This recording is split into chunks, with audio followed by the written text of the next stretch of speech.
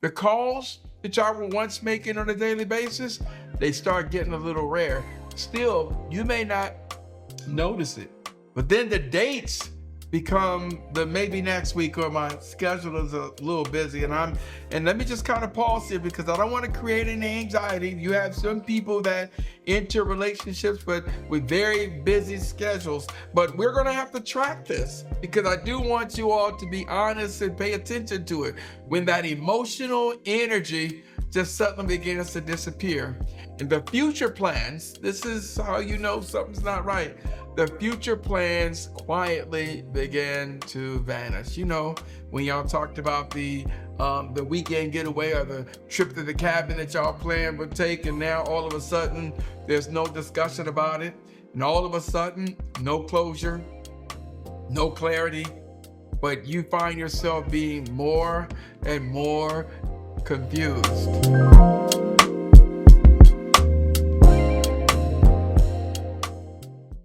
Let me paint the picture. Everything in the relationship seems fine. The texts are flowing, the calls are consistent, the dates are happening, the energy is felt and it's mutual. But then slowly, subtly, and quietly, the relationship begins to fade to black. No arguments, no dramatic breakups, no we need to talk, just silence, distance, and suddenly disappearance. I call this ghostlighting, not ghosting, not cheating, not clean break, just ghostlighting. I'm Dr. Gary O. White, and what happens when the relationship fades to black? This is the discussion for today. But I want you to look at it and understand that the slow, confusing, emotional dimming that begins to take place, the one day you realize out of the blue that the relationship is over, but nobody told you. This is the ghostlighting. This is the world that many of us find ourselves in. But unlike ghosting, which is sudden, ghostlighting is the slow fade out, the dimmer switch on intimacy, and the quiet erosion of connection. So the ghostlighting conversation is what we have to take a look at. And I actually talked about this because it's one of those features in what I once called the hobosexual. And I talked about the different types of hobosexual. And this was the one who was the dimmer, the one who just kind of eases out of the relationship and you don't know what happened. So we're going to talk about the ghostlighting and this whole world so you can have some awareness of it, right? So let's look what happens in these types of relationships. So when the text messages become shorter and the replies, they kind of begin to fade. These are some indicators, but it's nothing that you're going to necessarily catch. The calls that y'all were once making on a daily basis, they start getting a little rare. Still, you may not notice it, but then the dates become the maybe next week, or my schedule is a little busy, and let me just kind of pause here because I don't want to create any anxiety. You have some people that enter relationships with very busy schedules, but we're going to have to track this because I do want you all to be honest and pay attention to it. When that emotional energy just suddenly begins to disappear. And the future plans, this is how you know something's not right. The future plans quietly begin to vanish. You know, when y'all talked about the weekend getaway or the trip to the cabin that y'all planned would take, and now all of a sudden there's no discussion about it, and all of a sudden no closure, no clarity, but you find yourself being more and more confused. This is the internal drifter. Yeah, go look at the hobosexual, that eternal drifter. This is that person that fades to black. We had to have a whole separate conversation just so we can understand it a little bit because I don't want you to get burned by it. And men or women, both can be impacted by this ghostlighting, or in the hobosexual world, the eternal drifter. Both people can be impacted by it, but one of the most fascinating things in that hobosexual category is this world. So the person, listen, never suddenly leaves, they just drift. So no one called and said, you know what, I don't think this is working out for us. It doesn't even happen like that, right? The random check-ins, you just suddenly don't see them anymore. Or the irregular dates. You know how when y'all first started dating, y'all were spontaneous, right? And then all of a sudden we see the internal drifter or the gaslighter begins to kick into place, right? Those hot and cold affections, those, those moments of intimacy where y'all did it in some of the craziest places. And hell, you can't even get that to happen no more, right? So now the emotional inconsistency begins to take place along with the phone calls. You know, when y'all used to text each other in the wee hours of the night, all of that is taking place. So we have to be honest. And I want to just, give 7 signs, right? 7 signs that you might be getting ghostlit, right? So before I'm going to remove all doubt, what's beginning to happen when you begin to see it. Number 1, communication becomes unpredictable. So you manage it. This is why I check in. And I tell people all the time, sometimes people in relationships, they begin to move at different rates. You might be in the, I think we're about to get engaged phase, and that other person might be in the, we just dating phase. So it's always important to check in. Where are we at in this relationship? It's not a serious one, but it's a check-in. But number 1, the gaslighting that lit like the furnace, somebody may have lit that pilot light on the gaslighting when the communication, like I said, is unpredictable. So the long response gaps, that means you text someone and damn, I sent that text to the person damn 3 hours ago, nothing. Vague replies, I'm good. And no initiation. So the communication, the first sign we see, suddenly it's starting to look a little different again. So check in, monitor it. I'm not trying to raise paranoia, but these are signs I need you all to look at. Energy feels one-sided. And this is very important. This is where with couples, I'm going to tell you to go to couple counselors, marriage, I'm going to tell you to go to marriage therapy. This is here when suddenly the energy gets awkward. You are carrying all of it, the conversations, you're carrying the plans, you're carrying the emotional efforts, you're doing all of that. You're trying to make it happen, and then suddenly it gets a little imbalanced.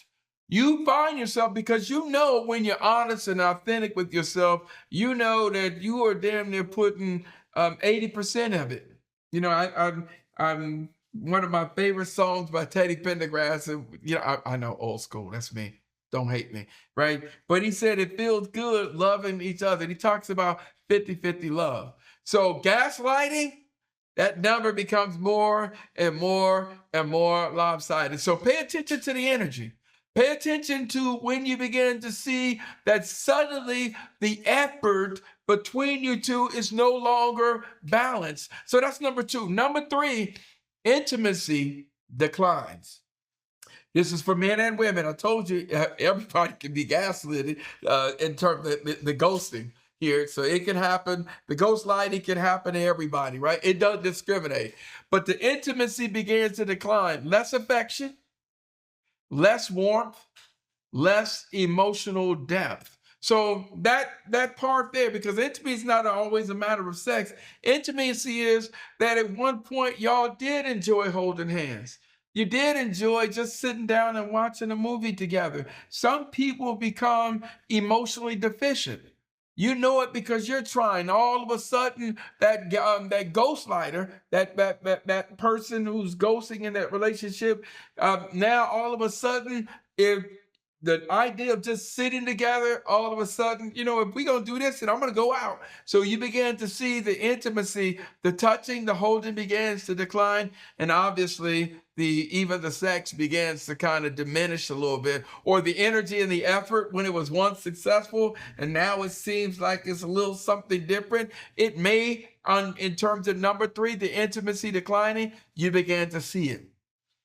Number 4, the plans become uncertain. Now, let me just stop for a second. I'm saying a combination of all of these, not a single one, but all 7 of these I'm giving you combined are the tools that the checklists I need you to begin to look at. So the plans become uncertain. So now you ask you to do something. Now all of a sudden everything is, well, I don't know. You know what? Let's see. Or, you know what, I do, but I'm kind of busy. I did say I was going to, my boys did reach out. I know I told you that 2 weeks ago we were going to go out. All of a sudden we see this here, the uncertainty. He goes out or she goes out and stays longer and longer and longer. And at one point, you even going out, y'all used to check in with each other. You're having a good time, but at one point, hey, babe, are you good? I'm good. It's the check-in. The check-ins become uncertain, right? So maybe as an answer to a request without the rescheduling. So I thought we were going to go out. Nah, maybe. Now, at one point, before it was maybe, well, let's do it next week. Now it's just maybe. And the maybe is uncertain. Number 5, emotional distance increases, right? So they feel detached. You began to see the person in that emotional decrease here distracted or begins to become disengaged. You're seeing it. You're feeling it. And here, for those of you who are going through this, I need you to be honest and authentic with yourself, right? So we're seeing the emotional distance increasing, and you're seeing the detachment, the distracted, and the disengagement, but you're not being honest with yourself. I need you to monitor it. This is number 5. Number 6, you feel consistently anxious. Think about that. You're wondering, did I do something wrong? Now, all of a sudden, you're having more questions to yourself than your partner. Hey, are you okay? Am I okay? I don't know. I'm good. And then all of a sudden, just something doesn't feel right. And so you're questioning and you're asking, you're now on eggshells. You don't want to upset the person. The eggshells are real. Why? Because now you're seeing out of nowhere an increase in irritability. Now, you know you ain't did anything wrong. You know you've not said anything, but you're seeing the increase in that emotional distance and that increase in that irritability. This becomes the number 6, which is why you pay attention. Again, y'all, all of them in combination. Number 7, the relationship feels like it's dying quietly. Now, this one is a tough one because when you get to number 7, it may require your best friend to run an intervention and say, girl or bruh, y'all ain't connecting the way. And sometimes you need to hear it for yourself. And some people, unfortunately, will stay in a point of denial until some type of confrontation can occur. But in this one here, the drifter, the one who kind of fades the block, you're not going to get that. However, when you see it, there's no explosions, right? There's no breakup. There's no major confrontation. It's just an erosion begins to take place. But what we do know is that you are then left holding the bag.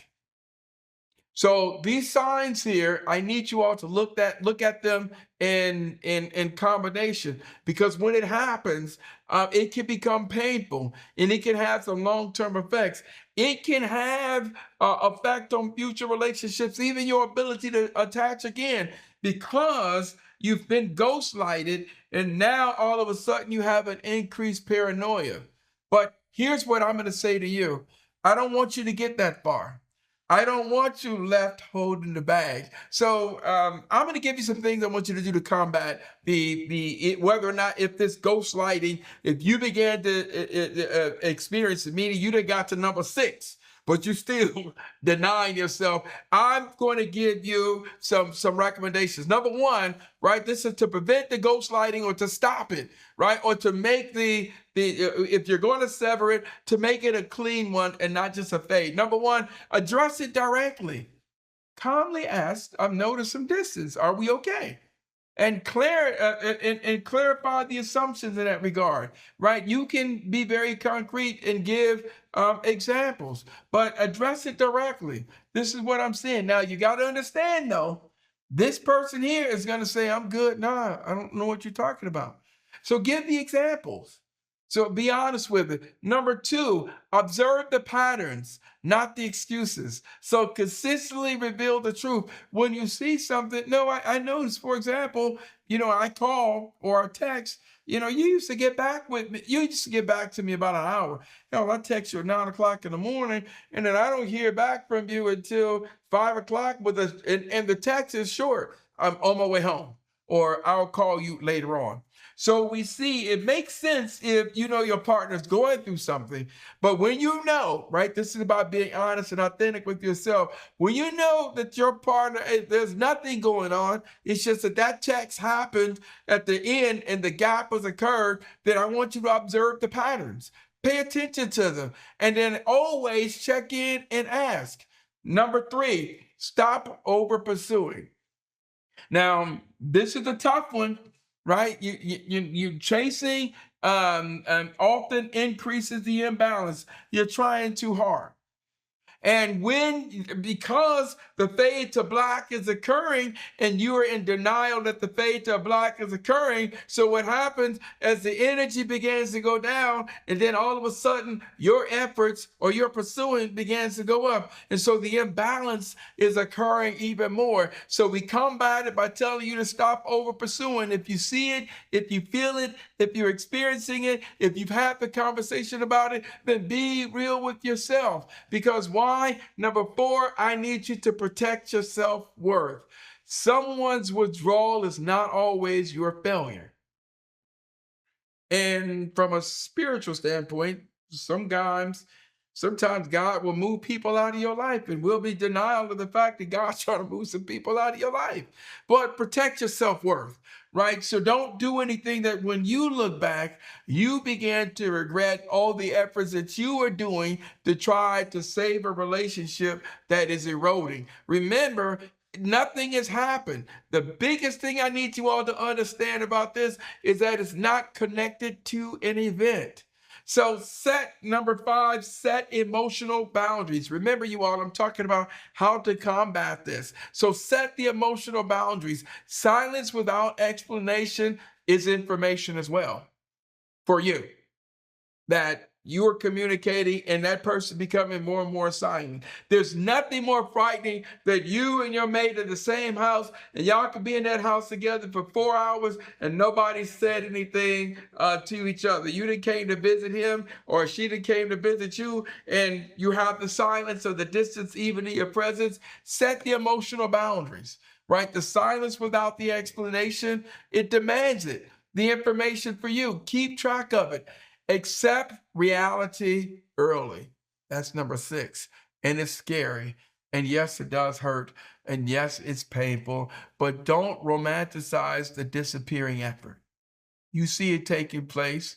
It's there's a great book called Who Moved My Cheese? And sometimes, which is a story incidentally about two mice, and one mice saw something that was happening. One mice said, I'm going to stay here because I don't believe it's going to happen. The other mice says, yes, it's happening. I'm seeing it. I'm seeing all of the evidence that occurred. But that one mice decided to stay. The other one, in terms of who moved my cheese, that mice began to move and make the adjustments. So I'm telling you that how you combat this is that sometimes you have to have a cheese moving moment and not wait for the moment to hit you.